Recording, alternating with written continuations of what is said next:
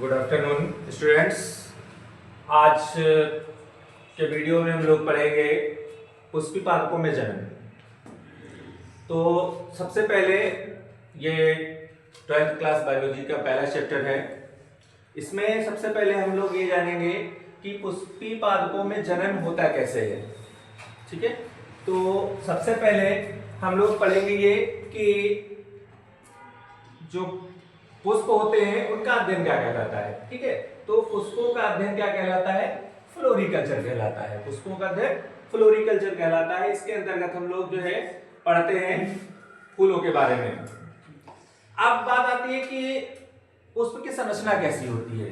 तो सबसे पहले हम फूलों के बारे में बता दे रहे हैं कि फूल में क्या क्या पाए जाते हैं। ठीक है, जैसा कि आप लोग देख पा रहे हैं कि पुष्प की संरचना में सबसे पहला भाग आपको दिखाई देगा बाह्यदल या बाह्यदल पुंज। ठीक है, एक है तो बाह्यदल, और जब बहुत सारे हो जाएंगे तो उनको बाह्यदल पुंज कहलाते हैं। और आपको ये बता दें, ये जो फूल होता है, फूल के सबसे बाहरी भाग जो होता है ये हरे कलर के होते हैं। ये अगर आप लोग देख पा रहे हैं तो ये फूल का जो बाहरी भाग है, ये वाला हरा भाग, ये आपका क्या कहलाता है? ये बाह्यदल पुंज कहलाता है। ठीक है, उसके बाद आपका दल आता है या दल पुंज आता है। ठीक है, ये आपका रंगीन वाला भाग होता है, जो जिनको हम लोग पंखुड़ियां कहते हैं। ये जो आपका जो दिख रहा है ये आपका क्या है? ये दल पुंज है। ठीक है, ये होते हैं। और फिर उसके बाद आपका जायांग आता है। ठीक है, और ये पुमंग आता है। पुमंग आपका नर जननांग होता है और जायांग आपका मादा जननांग होता है। और पुष्पासन होता है और पुष्पवृंत होता है। ठीक है, पुष्पासन की हम बात करें तो यहाँ पे जहां से पुष्प शुरुआत होती है उसको हम, इस वाले भाग को पुष्पासन कहते हैं। और पुष्प पेड़ से जहां से लगा होता है ये छोटा सा, इसको हम पुष्पवृंत कहते हैं। ठीक है, और ये हमारा जो पुमंग होता है ये नर जननांग होता है, जायांग हमारा मादा जननांग होता है। और इन दोनों को हम मुख्य जननांग बोलते हैं। और हमारा बाह्यदल और हमारा दलपुंज, पुष्पवृंत और पुष्पासन, ये हमारे क्या होते हैं? ये सहायक जननांग होते हैं। ये जनन में भाग नहीं लेते हैं, लेकिन क्या करते हैं? जनन में ये मदद करते हैं। सहायक जननांग होते हैं ये, सहायक जननांग। ठीक है, तो ये बात आ गई कि हमने फूलों के बारे में देख लिया कि पुष्प की संरचना क्या होती है। जो पुष्प है वो किन किन चीजों से मिलकर बना होता है। तो एक बाह्यदल है, दल है, पुमंग है, जायांग है, पुष्पासन है और पुष्पवृंत है। ठीक है, तो यहाँ तक की बात हो गई, ये पुष्प की संरचना हो गई हमारी। अब बात ये आती है कि फूलों में जो जनन होता है वो कैसा होता है ना? जनन होता है और इसी में एक प्रक्रिया होती है जो है परागण, पॉलिनेशन की प्रक्रिया होती है। वो क्या कहलाती है? ठीक है, उसके बारे में हम जान लेते हैं कि पॉलिनेशन क्या होता है। तो हम लोग पॉलिनेशन पे आ जाते हैं। सबसे पहले परागण की प्रक्रिया क्या होती है। ठीक है, तो इसकी अगर परिभाषा लिखनी है तो हम लोग लिखेंगे पराग कणों का परागकोश से उसी पुष्प के वर्तिकाग्र या उसी जाति के दूसरे वर्तिकाग्र तक पहुंचना परागण की क्रिया कहलाती है। ठीक है, जो हमारा नर जननांग होता है, ठीक है, उसमें छोटे छोटे परागकण होते हैं। ठीक है, उन परागकणों का जो मादा जननांग होता है उसकी वर्तिकाग्र तक पहुंचना, ये प्रक्रिया कहलाती है, परागण की प्रक्रिया कहलाती है। ठीक है, अब बात आती है कि परागण के प्रकार कितने होते हैं।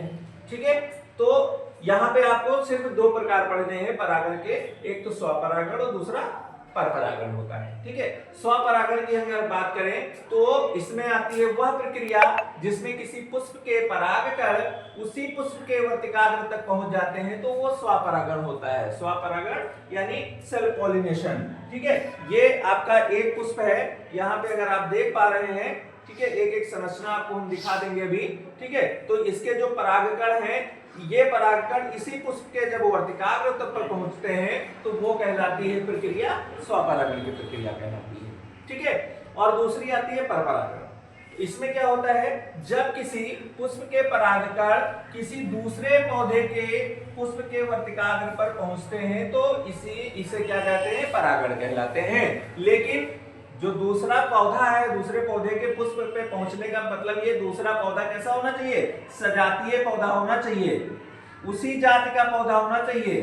ठीक है, मान लीजिए ये दो पुष्प लगे हुए, एक पेड़ पे दो पुष्प लगे हैं, तो इसके जो परागकण है ये दूसरे पौधे सॉरी पुष्प पे आ जाए तो ये कहलाती है परपरागण।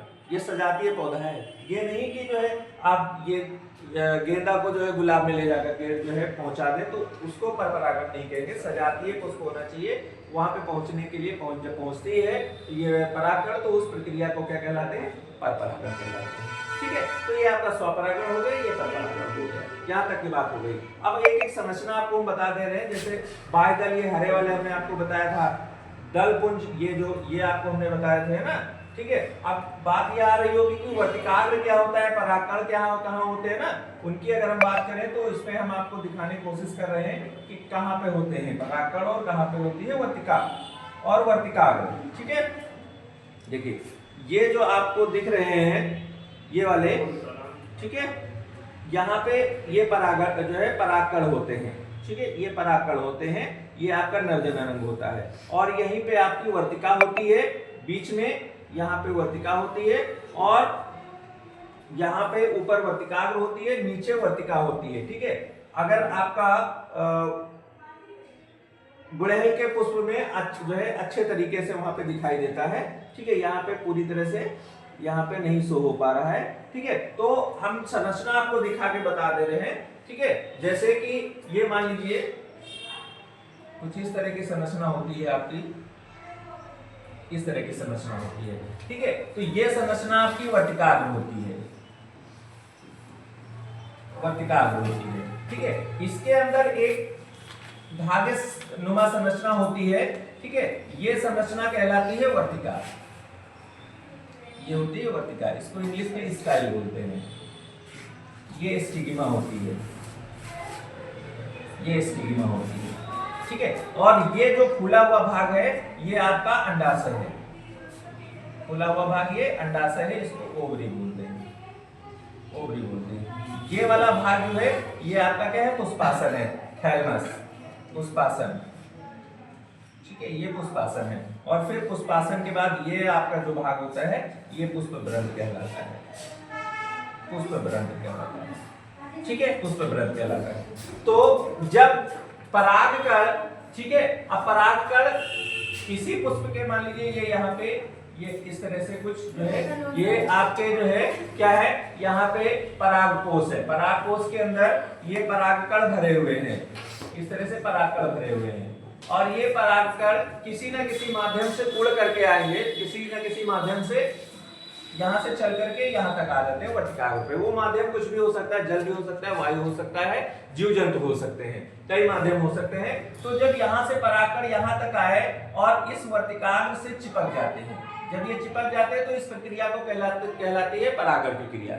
ये यहाँ पे चिपक गए, फिर चिपकने के बाद ये इसी वर्तिका से होते हुए सीधे आ जाते हैं अंडाशय में और अंडाशय में फिर ये यहाँ पहले से बीजांड उपस्थित होते हैं और ये बीजांड और ये परागकण मिल करके क्या कर लेते हैं, निषेचन की क्रिया कर लेते हैं। परागकण ये मिल करके दोनों क्या कर लेते हैं, निषेचन की प्रक्रिया कर लेते हैं और निषेचन की प्रक्रिया के बाद ये जो हमारा अंडाशय है, अंडाशय ये बदल जाता है, फल में परिवर्तित हो जाता है और जो बीजांड होते हैं, बीजांड किसमें हो जाते हैं, बीज में परिवर्तित होते हैं।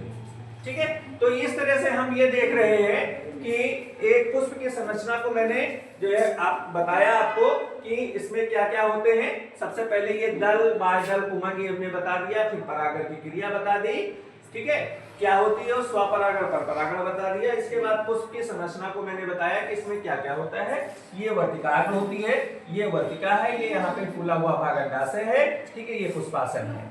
ठीक है, परागकण यहाँ से उठ करके ये आए, यहाँ पे किसी न किसी माध्यम से आते हैं तो ये प्रक्रिया कहलाती है परागण की प्रक्रिया कहलाती है। फिर यहाँ पे जब परागण की प्रक्रिया होती है तो जो है क्या होता है कि ये परागकण क्या है, इसी वर्तिका से होते हुए अंडाशय तक पहुँचते हैं और जब अंडाशय पे पहुँचते हैं तो यहाँ पे बीजांड से इनकी मुलाकात होती है और फिर ये निषेचन की प्रक्रिया कर लेते हैं। जब निषेचन हो जाता है, निषेचन होने के पश्चात ये जो आपका अंडाशय है ये फल में बदल जाता है और जो ये बीजांड होते हैं ये बीज में परिवर्तित हो जाते हैं। ठीक है, तो आज हमने दो चीजों के बारे में पढ़ा। पहली बात तो पुष्प की संरचना पढ़ी कि क्या क्या होते हैं, परागण की प्रक्रिया पढ़ी और परागण के प्रकार पढ़ लिए। ठीक है, अगले वीडियो में हम लोग जो है परागण के कारक को पढ़ेंगे कि परागण के कारक क्या क्या होते हैं। ठीक है, तो आज के लिए इतना ही।